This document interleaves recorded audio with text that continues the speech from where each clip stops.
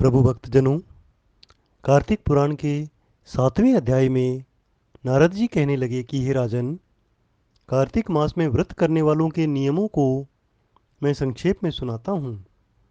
व्रती को सब प्रकार के आमिष मांस, उड़द राई, खटाई तथा नशीली वस्तुओं का त्याग कर देना चाहिए। व्रती को दूसरे का अन्न ग्रहण नहीं करना चाहिए और किसी से भी द्वेष नहीं करना चाहिए तथा तीर्थ के अलावा अन्य कोई यात्रा नहीं करनी चाहिए। देवता, वेद, ब्राह्मण, गाय, व्रती, नारी, राजा तथा गुरुजनों की निंदा कभी नहीं करनी चाहिए। व्रती को दाल, तिल, पकवान तथा दान किया हुआ भोजन भी ग्रहण नहीं करना चाहिए। किसी की चुगली या निंदा भी नहीं करनी चाहिए। किसी भी जीव का मांस नहीं छूना चाहिए। पान, कत्था, चूना, नींबू, मसूर, बासी तथा जूठे अन्न का प्रयोग भी वर्जित है। गाय, बकरी तथा भैंस के अतिरिक्त किसी अन्य पशु का दूध नहीं पीना चाहिए। कांस्य के पात्र में रखा हुआ पंचगव्य, बहुत छोटे घड़े का पानी तथा केवल अपने लिए ही पका हुआ अन्न प्रयोग में लाना चाहिए। कार्तिक माह का व्रत करने वाले मनुष्य को सदैव ब्रह्मचर्य का पालन करना चाहिए। उसे धरती पर सोना चाहिए और दिन के चौथे पहर में केवल एक बार पत्तल में भोजन करना चाहिए।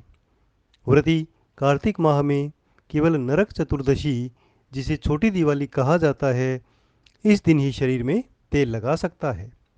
कार्तिक माह में व्रत करने वाले मनुष्य को सिंघाड़ा, प्याज, मट्ठा, गाजर, मूली, काशीफल, लौकी, तरबूज, इन वस्तुओं का प्रयोग नहीं करना चाहिए। रजस्वला, चांडाल, पापी, मलेच्छ, पतित, व्रतहीन, ब्रह्मद्रोही तथा नास्तिकों से बातचीत नहीं करनी चाहिए।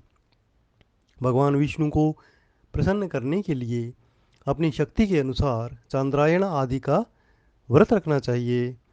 उपरोक्त सभी नियमों का पालन करते हुए व्रत करना चाहिए। व्रती को प्रतिपदा को कुमड़ा, द्वितीया को कटहल, तृतीया को तरुणी स्त्री, चतुर्थी को मूली, पंचमी को बेल, षष्ठी को तरबूज, सप्तमी को आंवला, अष्टमी को नारियल, नवमी को मूली, दशमी को लौकी, एकादशी को परवल, द्वादशी को बेर, त्रयोदशी को मट्ठा, चतुर्दशी को गाजर तथा पूर्णिमा को शाक का प्रयोग नहीं करना चाहिए। रविवार को आंवला का प्रयोग नहीं करना चाहिए। कार्तिक माह में व्रत करने वाला मनुष्य यदि इन शाकों में से किसी शाक का सेवन करना चाहे तो पहले ब्राह्मण को दान दे, फिर ग्रहण करे। यही विधान माघ माह के व्रत के लिए भी है।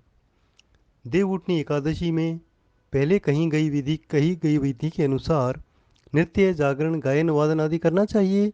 इसको विधि पूर्वक करने वाले मनुष्य को देखकर यमदूत भी ऐसे भाग जाते हैं जैसे सिंह की गर्जना से हाथी भाग जाते हैं। कार्तिक माह का व्रत सभी व्रतों में श्रेष्ठ है।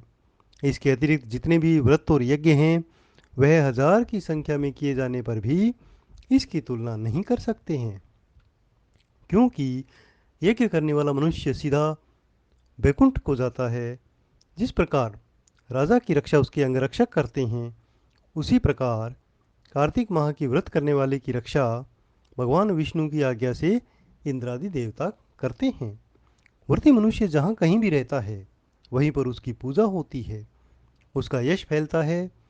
उसके निवास स्थान पर भूत पिशाच आदि कोई भी नहीं रह पाते हैं। विधि पूर्वक कार्तिक माह का व्रत करने वाले मनुष्यों के पुण्यों का वर्णन करने में तो ब्रह्मा जी भी असमर्थ हैं। यह व्रत सभी पापों को नष्ट करने वाला है, पुत्र पौत्र प्रदान करने वाला तथा धन धान्य की वृद्धि करने वाला है। कार्तिक पुराण 7वां अध्याय समाप्त हुआ। ओम विष्णवे नमः।